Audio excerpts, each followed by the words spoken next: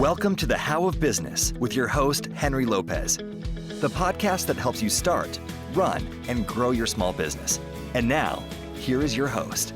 Welcome to this episode of the How of Business. This is Henry Lopez, and I'd like to welcome back on the show, Patrick Lange. Patrick, welcome back to the show. Thank you so much for having me. I'm excited to be here. Yeah, Patrick is back to share even more information and insights on the HVAC business, the heating, ventilation, and air conditioning business, in which he has a lot of experience, and he helps people buy and sell those types of businesses. So if you're interested in that business, or maybe you have a business in that industry that you're looking to perhaps exit at some point, Patrick is the guy for you. You know, according to the Air Conditioning Contractors of America, the ACCA, in the U.S., the HVAC services market is predicted to grow to over $35.8 billion by 2030. And this growth is fueled by various factors, as we'll get into with Patrick, but some of it is, the demand for more energy efficient units and also booming construction. So that need and that service, not to mention people needing to service their existing units, as you know, probably as a consumer, as a homeowner, or someone who's had their AC service, the demand is incredible. And there's really a lot of opportunities in this space, in this industry. And so we're going to get into that again on this episode. If you want to learn more about the How of Business, including the show notes page for this episode, and to learn more about my one-on-one and group coaching programs, just visit thehowofbusiness.com. I also encourage you to please subscribe to my show wherever you might be listening so you don't miss any new episodes. Let me tell you a little bit more about Patrick again. Patrick Lange is with Business Modification Group. Business Modification Group is the name of his company, and he specializes in the sale and acquisition of heating and air companies. Patrick has been an entrepreneur his entire life, buying, growing, and selling businesses in multiple industries, including owning a residential heating and air company.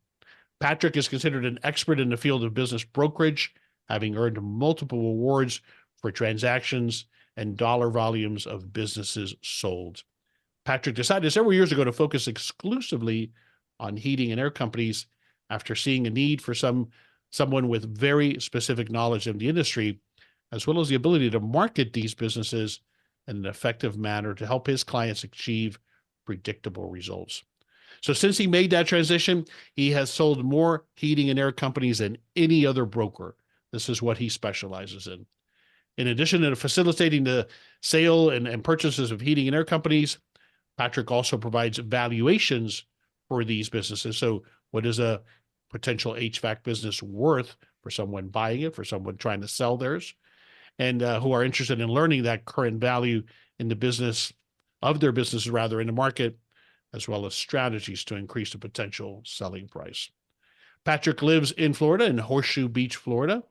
And so once again, Patrick Lange, welcome back to the show. Thank you so much, Henry. It's really a pleasure to be here again. So we're going to get right into it this time. If you're interested in the very interesting journey Patrick had to becoming what he does now, or doing what he does now, being a broker, go back and listen to episode 413. We also talked about, of course, buying and selling HVAC businesses. We're going to revisit a couple of those topics, but get into some other topics and insights here on this episode. But episode 413, if you're interested in this subject, if you're interested in buying or selling an HVAC business, I would encourage you to go back and listen to that episode. But we're going to dive right in because we're recording this at the end of first quarter of 2024, Patrick. I'd like to start with kind of revisiting 2023. It's been a couple of years since you were on the show. What were some of the highlights, some of the trends that emerged last year in the industry? Yeah, great question, Henry. There's quite a few. So kind of separating it. So from the industry side of heating and air, and then kind of the brokerage world side, we saw several different things. There's energy efficiency moves that are being pushed. They're coming out with a new refrigerant for air conditioners. There's the electrification of America we see, where they're now most of the country is recommending switching from furnaces to heat pumps. And so all of those things open up opportunities in the heating and air space. On the brokerage side, we've still seen a lot of activity. There's been a lot of private equity interest in the space still. We thought we'd see a drastic slowdown when interest rates and inflation got so high. But surprisingly, I typically do around 20 transactions a year, and last year I sold 23 heating and air companies. Wow. So we've stayed busy and helped a lot of people both get in and get out of the business. So things have definitely been active. And what's been of those things, what's some of those, I'm sure the energy efficiency component of it, those things, the move again, like you said, to heat pumps for all of those efficiency reasons. Is that some of the things that are continuing to happen in 2024? What are you seeing emerging this year? Yeah, absolutely. I was just at a conference last week where they're talking about the new refrigerants that's coming out. There's some changes. There's some changes in efficiency. So yeah, there's uncertainty in the marketplace, which I think creates a lot of opportunities for those looking for it. The you talk about equity investors in this, so this is another classic industry that's rather fragmented, and that's good and challenging. Fragmented meaning that there's really, I mean, to my knowledge, you're going to educate me here, not too many of any national brands that dominate the space, right? It's still predominantly independently owned operators in regions and in cities. Is that true? Yeah, very true. Aside from where private equity has, been in the space for several years now, and so there are a few companies doing, billion and a half, $2 billion of sales nationwide, but they haven't rebranded themselves. So Interesting. they're buying up these fragmented businesses in town and oftentimes leaving the names in place. Because if you think of yourself or other places you've lived in your town, you may know of a heating and air company, but you drive 45 minutes away and nobody's ever heard of them. Right. And so when they're making these acquisitions, they're keeping that brand reputation in place and simply growing it. Interesting. Interesting. Of course, if I'm looking at it, because I'm primarily going to look at this conversation from buying a potential business. Obviously you help both sides because I think most of my audience are folks that are looking to start a business or probably get into this business. But so I'm going to look at it from that perspective primarily. That obviously always that situation presents, I think, an opportunity for us as business owners because that means there isn't one dominant player that I'm going to have a hard time entering a market against. Now, conversely, there could be a very dominant local player that's been around for a long time. But my point is that it's in other industries, I might have to fight a giant that's established that has huge national advertising and marketing budgets. That's not usually the case in this industry. Absolutely correct. Yeah, and one of the that attract a lot of people to the space. So when I sell a lot of smaller companies, and smaller in the industry would be companies doing $1 million, $2 million in sales, and often they've been in business for 20 or 30 years, and they have incredible reputations within their client base Mm-hmm. and very loyal customers. So when somebody buys a business like that, they're buying those 20 or 30 years of relationship Right. and maintaining that. And so the outside market, until they start really looking at growing, isn't much of a factor because if you've done a good job taking care of your customers, they're often extremely loyal. Yeah.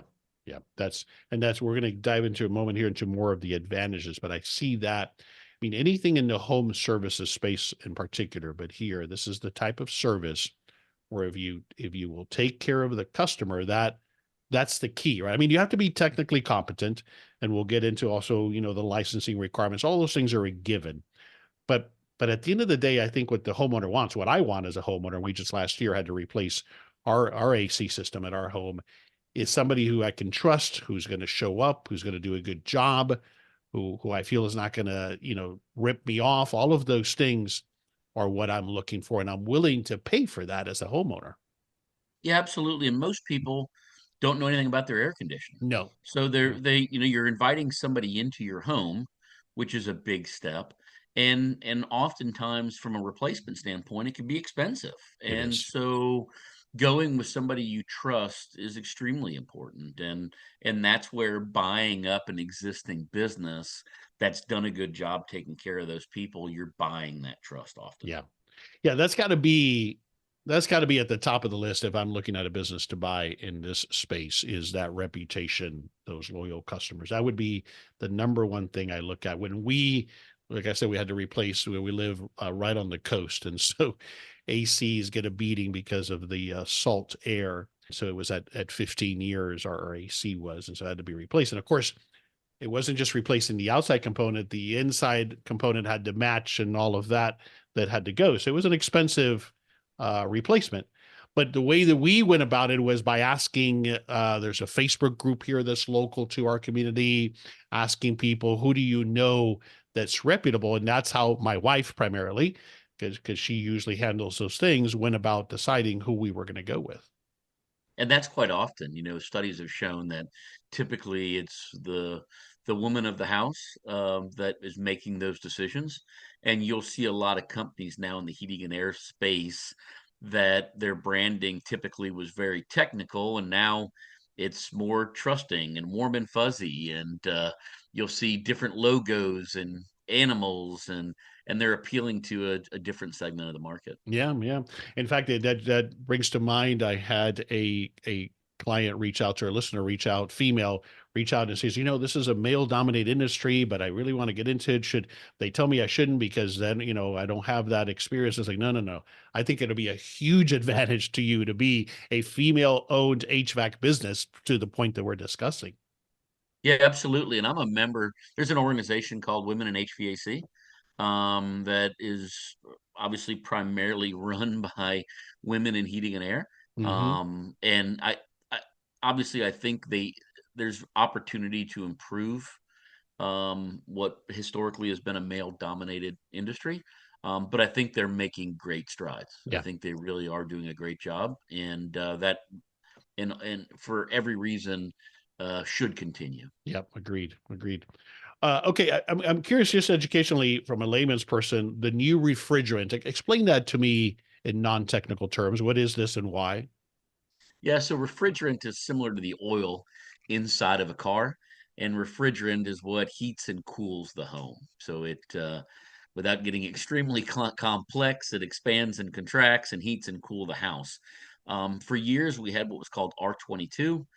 The government, in their infinite wisdom, decided that it was having an impact on the ozone layer and switched to a 410 gas. They call it gas as this refrigerant is Freon, and they made a switch to 410 probably 10 years ago. I'd have to look, but somewhere around that time when they started outlawing equipment that was built using R22, and now they're doing away with this 410 and going to a new refrigerant that is supposed to be better for the environment, and the older equipment is not going to be able to run on it. I see. So when there's an issue there, the government has put a phase out for Mhm. 410 gas. And when that phase out is gone, there's none left. If you have a system that's run on 410 and it gets a leak or something goes wrong, you're not going to have an option but to replace it. Yeah, yeah. So that creates a challenge for homeowners, but it creates an opportunities for HVAC suppliers, HVAC businesses, right? In addition Absolutely. to new growth, of course, new installations, but it provides that opportunity. That's the point. And if we dive in now into those advantages of this business, that steady demand for various reasons is one of the reasons this is such a viable business, isn't it? Absolutely. I often joke, I live in Florida and I owned a heating and air company in Florida. And people often ask me why I had no experience in the trade, why I bought a heating and air company. And I said, I don't know a husband or a wife dumb enough in the state of Florida to tell their significant other they're not going to fix the air conditioning in the summertime. So, what used to be a want, I think because of our changes over time, it's become a need. Yeah. That people are unwilling to do without air conditioning in the summer, and in most of the country, heating in the winter. And so it proved during COVID and other recessionary times that it's resilient. That no matter what's going on, people are going to spend money to fix those two things. Yeah. Yeah. And then, of course, we're talking about, I've been mostly sharing examples from a residential perspective, but there's a whole commercial side to it. If we think of any commercial space, say an office or a retail location, people are not going to come to you if you don't have air conditioning, right? And in fact, some of those buildings aren't even designed to be able to open the windows, so you really don't have a choice. Absolutely. And air conditioning also includes the refrigeration. So every grocery store you go into and every milk cooler you take something out of and where the eggs are, all of that is refrigerated. If you think of your average grocery store or big box retailer that could have, a couple $100,000 of food in a refrigerator, it has to stay running. Yeah. And so there's opportunities for those who know how to fix it, to do pretty well for themselves. There's also a recurring revenue, which of course has become such a popular model in many industries.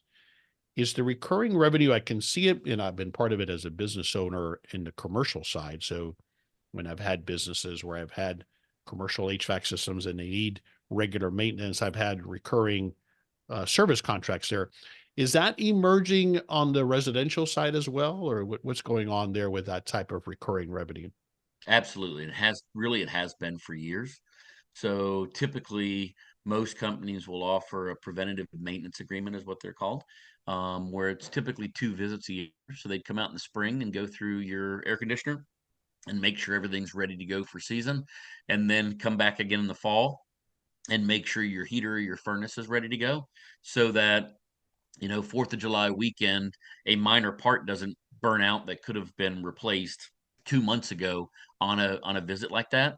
It often also rewards them for their loyalty. They'll get discounts on things they purchase or services they purchase. They'll also give them an opportunity for priority placement. So if you're a club member or have a maintenance agreement, you call in with an issue, you'll get in front of the line, for lack of a better term. So there's different ways to do it, but it's definitely something that's big and prevalent in the industry, and for a lot of good reasons. It helps during slower times if you have maintenance agreements in place and you can be out servicing those customers when it's 70 degrees outside and nothing's running or Mhm. breaking.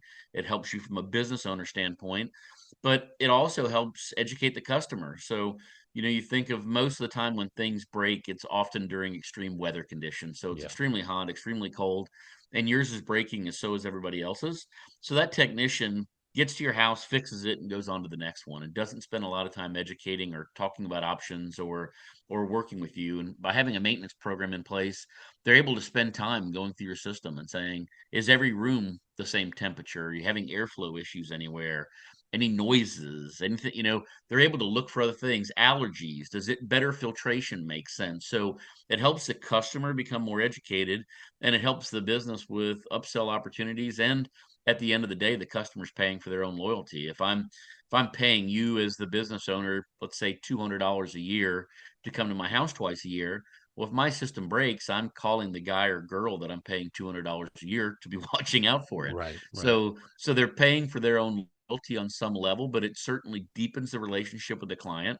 It helps for better education, better alternatives, and often to catch things prior to them happening when they're not an emergency. Yeah, that makes sense. Makes sense. All right. Another advantage is that we've touched on already is a diverse clientele, right? So residential, commercial, different segments within commercial. You mentioned refrigeration. So in most markets, certainly in the South in particular, because of the heat, I mean, there's all types of segments within the industry that I could specialize in or diversify across. Yeah, absolutely. So the biggest problem really facing the industry, Henry, is lack of qualified talent. And so training people becomes a key priority. So most bigger companies choose to focus on one segment of the market, one Okay. niche, Yeah. whether it's residential or whether it's commercial or whether it's refrigeration or there's all sorts of different niches out there.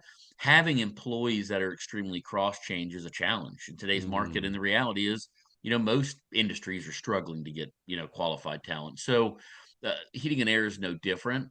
And so sometimes smaller companies, and especially in smaller towns like I live in, there's not a lot of big commercial work. So the person who does residential will often do light commercial, offices, that kind of stuff. I see. But they're not doing big commercial work, big chillers and high rises and that type of Right. stuff, because it's not here. It Yeah. just doesn't exist. And so they're able to cross train on the small variations that there are, but typically the recommendation is to kind of stay in your lane, just because it's easier to develop, train, and educate your talent. And that's, once again, one of the key issues facing this industry and so many others. Yeah, that makes a lot of sense. All right, I'm going to dive into that challenge in a moment, a little bit more, the labor challenge, but just to wrap up on advantages that we've kind of touched on here of the business, and we kind of hinted to it, but the resiliency from an economic perspective, I'm not going to say it's recession proof. I don't know that anything is, but it certainly is resistant because, like you said, regardless of economic conditions, it's going to be pretty hard for me to live without air conditioning in my home, right? Yeah, absolutely. And as opposed to other things that could break in your home, you don't have to be a master plumber that if your pipe leaks under your sink, you probably could go to Home Depot or Lowe's or a Hmm. local hardware store and get that fixed. Right. Most air conditioning parts you need a license to buy. And so you don't have the ability to fix it yourself. And once again, most people don't have the knowledge to do that. It would No. require a special skill, but you could probably mow your own lawn if things got tight. You could clean your own pool if things got tight, fix your own leaky faucet if things got tight. But if the air conditioner breaks, chances are you've got to call somebody, which is certainly one of the advantages. And another that is often overlooked, there's typically, it's not an asset intensive business. So when you look at the major purchases done in the heating and air space, it's typically just some trucks or vans. Right. Aside from Which that, I could finance or lease. Again, not usually a huge capital investment up front on that part of it, right? yeah, absolutely. And if you look at a company that's generating $2 or $3 million in sales, they probably have less than $200,000 in assets. Hmm. And so it's great when you're looking at growing your business. Obviously, it makes it a little more challenging from a financial standpoint when you're looking to buy one, which often leads to SBA financing because they'll lend on cash flow as opposed to Hmm. assets. But Yeah. but it's certainly one of the few businesses you could generate a lot of cash flow with very few assets. Yeah. Yeah. Well said. That's a great point. All right. Let's dive into some of the challenges or potential challenges that we have to consider with an HVAC business. And one that you've been educating people quite a bit on recently are the licensing requirements. So let's just start on a high level there. What are we talking about when we say licensing requirements that we need in this business? Yeah, absolutely. So most states, and I think there's only three or four that do not, most states have a state heating and air license that someone at the business needs to have in order for the business to operate. So it doesn't, in most states, it doesn't necessarily need to be an owner. It could be an employee that what it's called is qualifying the license. So that person says, my license is going to be with this business. And so that's the biggest hurdle, oftentimes, to non-industry people getting into the industry. Right. And specifically, what makes it a bigger problem is when they're using SBA financing. And because oftentimes a seller is open to letting you use their license until you get their own. So they'll stick around and say, hey, I'll be here and I'll help you qualify the license until you're able to sit for the exam and get your own. The problem with that is SBA says the seller has to be gone in under 12 months. So if your state, we'll use Florida as an example, says you need 4 years of experience before you can sit for the exam, and that seller can only be there for 12 months, well, after 12 months, you don't have a license. So it creates a problem in the SBA lending process. So having that worked out before you get to the bank is going to be extremely important, because you're going to need somebody to license it. Now, some states like New York, Minnesota, they have a local municipality license. So it's not a statewide license. It's done Mm. in each municipality a little different. So that's certainly easier in those states when it comes time to purchase a business using financing. But at the end of the day, there's going to be some sort of licensing that somebody's going to need to have, and each state is going to be a little different. All right, let's walk through this a little bit more because I want to make sure I understand it. So, a couple of different scenarios I see. If I am have been a technician somewhere, I might or be on the path to licensing or can get there pretty fairly quickly, and now I'm ready to own my own business. Then that's a very common path I have to suspect, and I end up then being the owner and the person who carries the license. Right? That's a common situation I have to imagine. Exactly, 100%. Otherwise, let's say it's my daughter who wants to buy an HVAC business, and she has not only doesn't have the background, but possibly no desire necessarily to be the technician. She would solve this by either partnering with someone who does have that qualification, has the license, or having one or more key employees that carry the license. That would be how I would do it otherwise. Is that correct? Exactly. So the one thing, and once again, there only needs to be one license holder, and most heating and air owners currently are technicians turned owners, right? They didn't Right. like their boss, That's right. so they just went and they started their business. Sure. And buyers often come and say, "Well, doesn't somebody else there have a license?" And the answer most of the time is no. Why would they need one? The owner has it. If the owner dies, the business dies anyways. So there's no reason to have anybody else have a license. Many owners are also scared of their technicians getting licensed because they believe it may create their own competition. So if that technician gets licensed, now they can start their own business and now they can become a competitor. So it's kind of been a back and forth between owners and employees. But what you described is very true. We see a lot of scenarios where there's a partnership, somebody with a technical ability and somebody with some business sense, and they go in together. We've also seen it where you could hire a general manager that has a license or an employee that has a license. So there's lots of ways to work around it. The key is, and if you're planning on using SBA anyways, the key is to have that worked out before you get to the bank. Yeah. Because as we know, Henry, the bank's number one concern is getting paid back, right? Yeah. At the end of Yeah. the day, they want you to be successful, but they want you to be successful so they can get their money back. Well, if they're worried that you're not going to have a license and not be able to go fix air conditioners, then they're going to be worried about giving you that money. Sure. And then one other thing, and I don't want to stay on the point too long, but you just use your daughter's example. So she hires an employee as the license holder. My advice to owners is always eventually get your own license. Even if you don't want to turn a wrench or fix an air conditioner, Got it. you never want to be in a spot where you're held hostage by a license holder. Right. Right. That makes So- sense. Makes sense. so- But just to clarify, the SBA will accept that as a solution, that I've got a key employee or an employee that has the license. That is acceptable to the SBA, or is it a gray area? So it really depends on what bank. To the SBA, it is absolutely acceptable. It's going to be up to the bank's discretion on whether they want to lend that way. But it'll also be tied in. Do you have any other business experience? Right. What kind of collateral do you have? So Sure. there's a lot more that goes Sure. into Other it. factors. Yeah. Yeah. How many other people are there? Are there other people potentially in the business that could become license holder as well if something happens? Because once again, let's use the state of Florida as an example. If you and I are partners and I'm the license holder and I get run over by a bus yesterday, you're out of business. Right. But similarly, this I get it, but similarly, this I see it as rather archaic. This old philosophy of only I will have the license as the owner. First of all, this fear of competition. While I get it, I think you got to look at it differently, especially in this market now. I think of it as well. That'd be great if I have an employee who delivers value to me for a period of time and then goes and set up their own business. Great for them, right? I got to start looking at it that way, especially to attract the right kind of people, because that's what a lot of individuals want to aspire to do anyway. Not everybody, but some of them do. Number one. Number two, what happens if I do get hit by the bus? Then there is no business. So what am I leaving for my family and the other stakeholders of the business, right? So there's 100%. equal exposure there. Yeah. Yeah, and we're starting to see a shift in that Yeah. mentality. Yeah. I have to You think know, so. Yeah.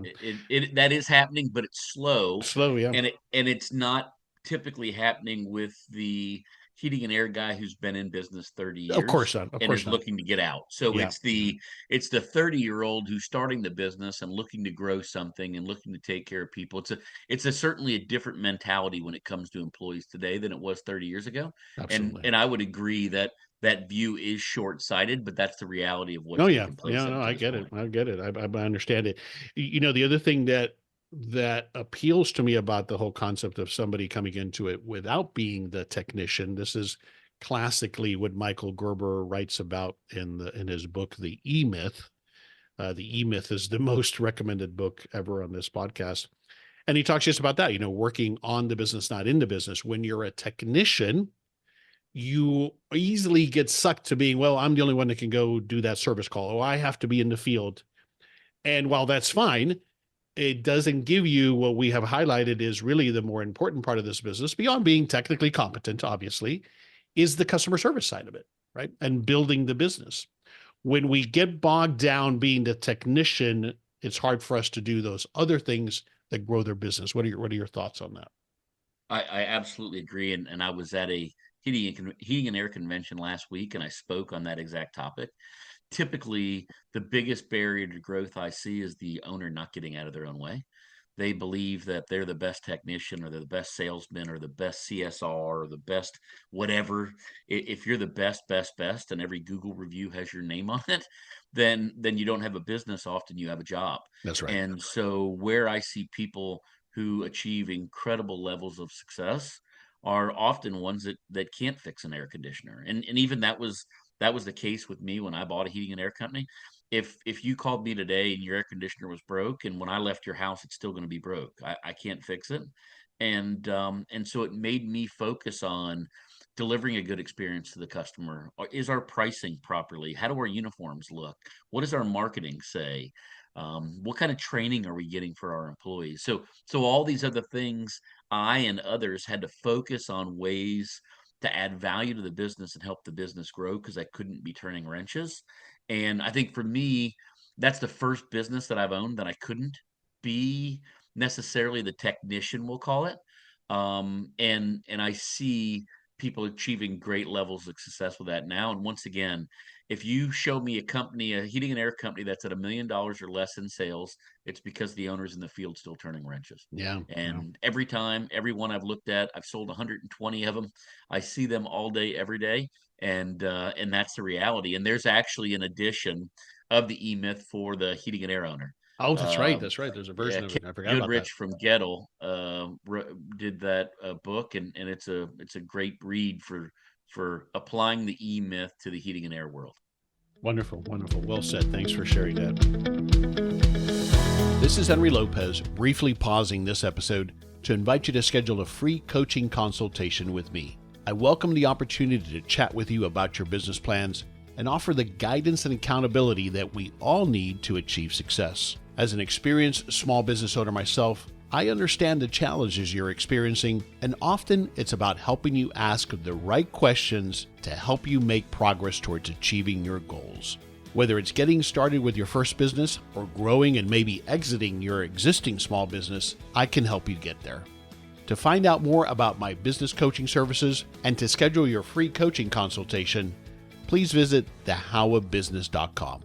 Take that next step today towards finally realizing your business ownership dreams. I look forward to speaking with you soon.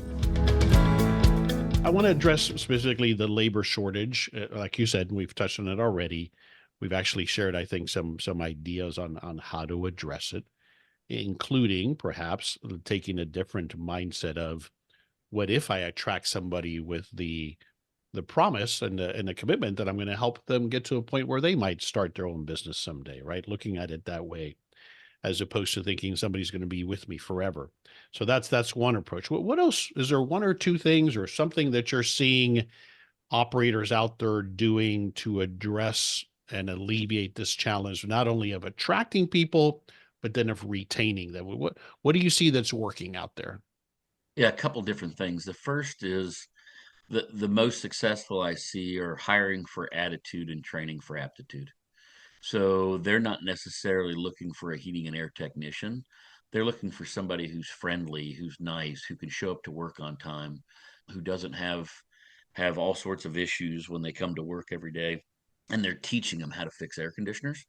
And as a result, they're giving that person an opportunity at a career Mm-hmm. to take care of their family and achieve their goals. And typically they're more loyal and don't come with 20 years of bad habits. Mm-hmm. And so because right now everyone knows about the shortage in the space, and companies are hiring away, stealing away employees from one another. and the employee has all the leverage, Yeah. and they're leaving, for a shinier new van or a new ladder kind of thing, Hmm. anything they want, they're leaving for. And so oftentimes I'm seeing companies that bring somebody in, train them the way they want them to be trained. They're able to build a better technician based on their desires, and one that has skills on talking to people and talking with homeowners and explaining things in a way that's maybe not as complex, kind of the old school grumpy technician, I'm just here to fix it and leave, as opposed to delivering a good experience. And so that's the first part on the getting the employees and getting them started. And I think the retaining is realizing that people have a choice. They have a choice of where they want to work. I think before, uh, when I was growing up, certainly in my early working years, it was different. I was talked to much differently Oh than I yeah. think employees are talked to today. I probably needed it in my life, but I don't know that it would be as well received today as it was 20 years ago. Hmm. And so I think, there's somebody who does a lot of coaching and consulting, a gentleman named Tommy Mello, who owns A1 Garage Doors, and his biggest thing that I've ever seen, and seen the takeaway and people achieve results from it, is tying the employee into their own goals.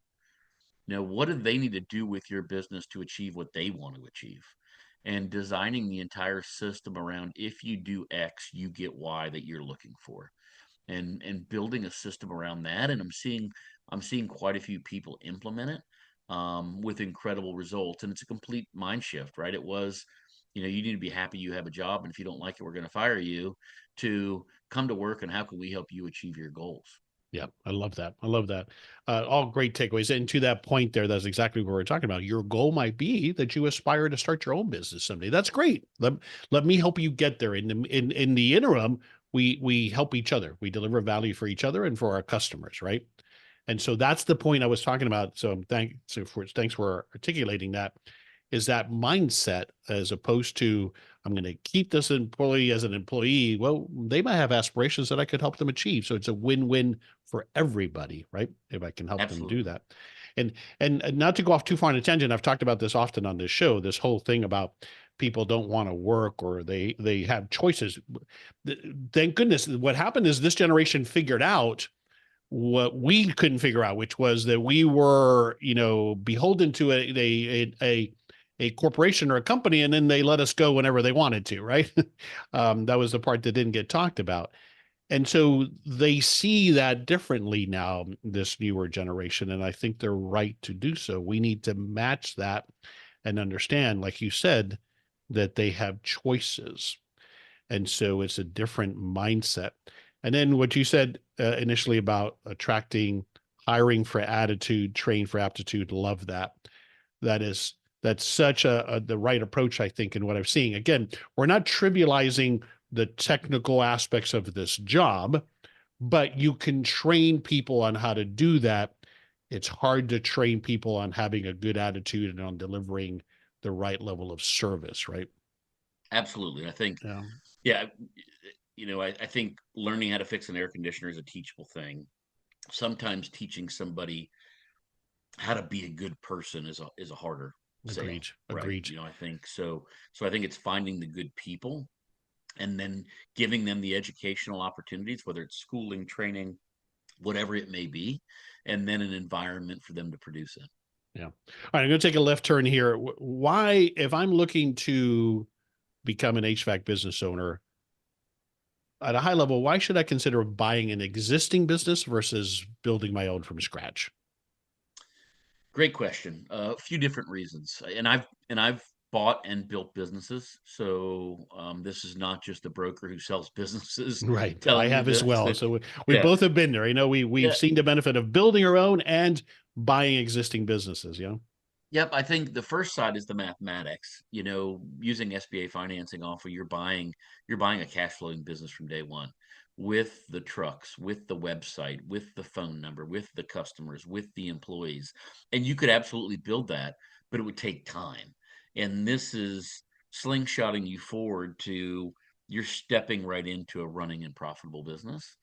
And to me, many of the businesses being sold, many of the technicians that own business today are great technicians and not incredible business owners. Hmm. And so, specifically for somebody with some outside business experience, there's an incredible opportunity for low hanging fruit to Hmm. be able to come into a business and identify things that can improve the customer experience, improve the bottom line, improve the the environment for the workers. So there's a lot of low hanging fruit in those things where you could take a business that's doing 1 million or 2 million in sales and quickly catapult it to 2 million or $4 million in sales, where if you started just with you, specifically if you have no trade experience, you've got to go hire a technician, and then you've got to find a way to make the phone to ring for that technician to have something to do. And it's a much slower process, in my opinion. Yeah, yeah, you're buying that time that is so valuable, right? It's the whole I can build them and hope they will come. And certainly in this industry that we've talked about, there definitely is a market, an opportunity, but I have to start from scratch. I have all of that friction. Also, Patrick, in my experience, and I'm curious as to what you're seeing with SBA loans, a lot more challenging to get a loan for a new business with no track record than it is buying an existing business that has a history to show. Absolutely. And after COVID, the reality is SBA lenders love the trades. Absolutely love the trades, because when everybody was on lockdown and sitting in their house, their pipes were leaking, their air conditioner Yep. wasn't working. They realized that it didn't cool the office in their house as well as they thought they did. And so those businesses thrived while everybody else was forced to sit at home, and SBA lenders took notice and have aggressively been going after the trades. Yeah. Since we're on the topic of funding, SBA lending obviously is one of the principal methods. What else are you seeing? Seller financing, a combination thereof. What are you seeing as typical funding options if I'm buying an existing HVAC business? Yeah, there hasn't been much seller financing the last couple of years. Sometimes the bank will request 10% seller note if they're doing an SBA deal. But the market is so strong and there's so many cash buyers currently, with all Interesting. the financial buyers and the private equity groups that are in there.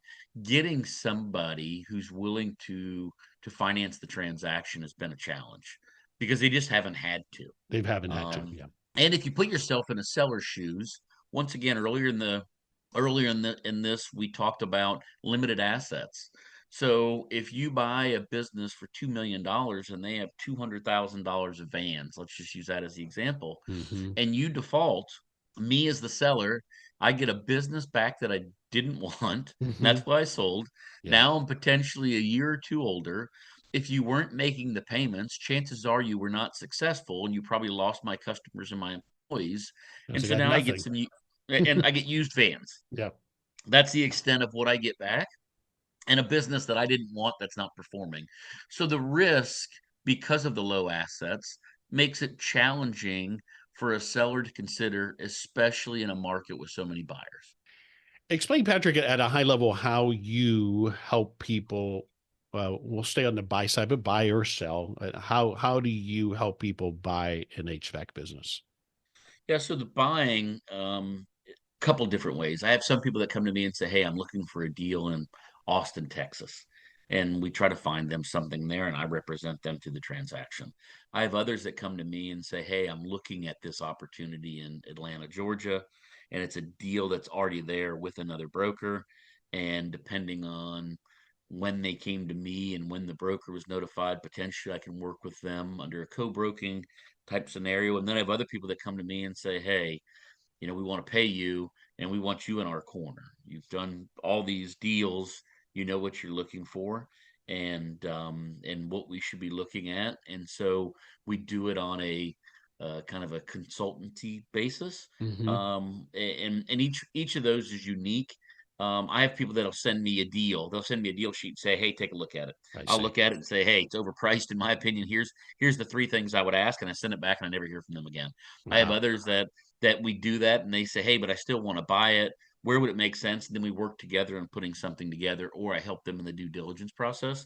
Because So you might get engaged even just to do a valuation of a business, right? absolutely. Yeah. Yeah, it's just kind of, hey, what do you? I have some that are kind of back of the napkin. Here, what do you think this is worth? And I have others that are, here's 3 years of tax returns, P&Ls. We want to dive through it. Here's their numbers. Here's a summary of the business, and we go through it that way. So yeah, it really just it depends on the buyer, what they're looking for, what their needs are. And I even have like SBA lenders who send me buyers and I say, hey, they're looking at this deal, don't know if it's a good deal. Take a look Mhm. at it with them and see if it makes sense, kind of stuff. So yeah, I help out in a bunch of different ways, and it really just depends on the needs of the buyer. In the traditional sense of I come to you as a broker, I want to buy an HVAC business, help me find one. It's like any other business broker in that your fee is paid by the seller. Is that correct? That is correct. Yeah. Yeah, and on the other scenario, so if it's listed with another broker, some brokers are willing to co-broke. Similar to real estate, which is now, I guess there's some issues with the Yeah. A National lot of Association changes of coming. Yeah. Realtors. Yeah. Yeah, and so as of right now in the brokerage world, in some places it exists. Some states brokers don't co-broke. They won't work with another broker at all. I see. Some will. So it just depends on who you're working with. I'll co-broke with any broker in the country. My job, I believe, is to get the business sold, and somebody else brings me a buyer, I'm happy to work with them. Not all brokers believe that same mentality. And and then so in that scenario, potentially we could do a deal and I could be paid by the seller. Or once again, some people come to me and say, hey, here's what I need you to do. I've already talked to the broker. They're not willing to co-broke. But I want you to help me with this. And we would design, here's what the fee would be for me to do that. I see. I see. Why do I need a broker at a high level? Why can't I just do it myself? Well, I don't know that necessarily it's a need. I think you could do it yourself. I mean, I think at the end of the day, you could buy your own house, you could do all these other things. My belief is it's better with a broker, because most of my clients on either side have never bought or sold a business. So they don't know what they're doing. And for most of them, it's also the biggest sale or purchase of their life. And so to think that I would go spend 1 million, 2 million, $3 million on something that I've never done before and not had somebody in my corner, to me would be foolish. As I told you, I owned a heating and air company. I can't fix an air conditioner. When my air conditioner breaks, I call my son bought me out, so him and his wife own the business. I see. I call them and they send a technician to my house to fix it. Right. I'm not fixing it because I don't do that. I don't fix my own car because I'm not a mechanic. Not that there's anything wrong with being either one of those. I just Right. don't have Right. the skills to do it. Yep. And so if I'm going to be that way on a $10,000 air conditioner, I'm certainly going to be that way on a $3 million purchase. I agree with you. Certainly, as we continue to look at this through the lens of a buyer, it's there's so many advantages to going through a broker, including that becomes another advocate for you, someone who guides you through the process, someone who could be that middle person, which is often very necessary in a negotiation, someone that can help me with asking the right questions. You at the end of the day, it's my responsibility as the buyer to do the due diligence, but you're there to help me, guide me through that, right? You're not playing the role of an attorney. I still need an attorney when it all comes down to finalizing a purchase contract, but you're there to walk me through that. And I see that as a very necessary process. Of course, I'm probably a little biased. I was a real estate broker back in my career. I've used brokers to buy and sell businesses, so I get the value of it. But thanks for sharing those insights. Yeah, and I think it's a great point. And in addition to that, I think it's beneficial to have a broker who's familiar with that field. Absolutely. if Yeah. if you came to me to buy a restaurant, I'm going to tell you I'm not your guy. There's so many moving parts in that, and I'd refer you to somebody who I know that does a lot of restaurants. So anybody who's listening, I'm happy to answer any questions, help out in any way. But if you're looking to buy a flower shop, sending you the flower shop deal, I'm probably not the guy for you. But if you send me a heating and air company, I feel that I've looked at as many as anyone and would be able to add value in that space. So I think just kind of highlighting that point as well. Yeah. Agreed. All right, we'll wrap it up. What's one thing you want to stick away from this conversation that we had? Again, I focused it mostly looking at it from a buyer's perspective, getting into this HVAC industry. We talked about the advantages and some of the challenges. We talked about, in specific, the licensing requirements and making sure I've thought through and have a plan for that before I take the next step. But what's one thing you want us to take away from this? Well, I think it's kind of a broad thing, and it is an incredible opportunity even for those without any experience in the trades, as long as you've done your homework, like you were just talking about, taking care of the licensing stuff, looking into that, understanding that aspect of it. So you don't spin your wheels trying to buy a business that you're not in a position to buy. But for those who do that, I think it's an incredible opportunity. It has been an incredible opportunity, and I think it will continue to be. Yeah, agreed. If someone's interested in chatting with you, perhaps engaging you, what's the first step in the process? What should they do? Yeah, so visit my website, and my YouTube. So you said first step, I'm gonna give you two, and I apologize. So I've got a YouTube channel that I probably have 70 or 80 videos on buying and selling in the heating and airspace.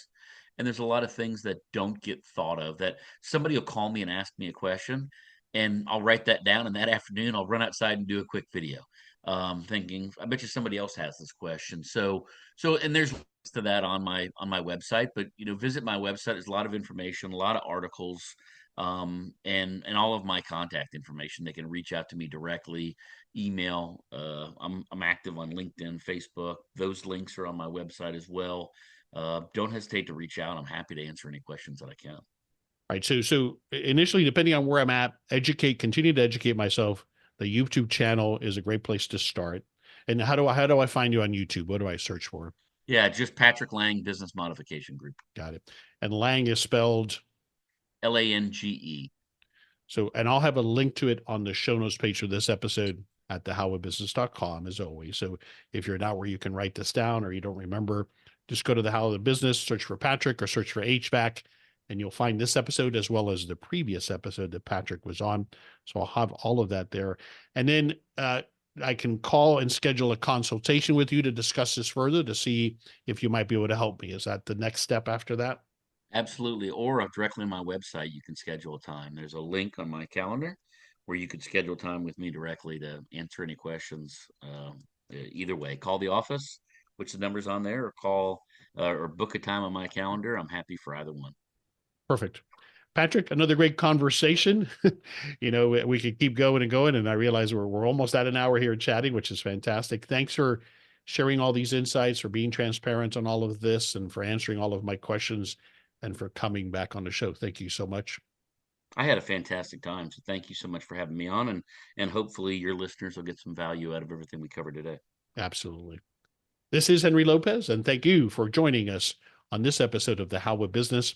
My guest today, again, is Patrick Lange. I release new episodes every Monday morning. You can find the show anywhere you listen to podcasts, including my YouTube channel, the How of Business YouTube channel, and at my website, thehowofbusiness.com. Thanks for listening. Thank you for listening to The How of Business.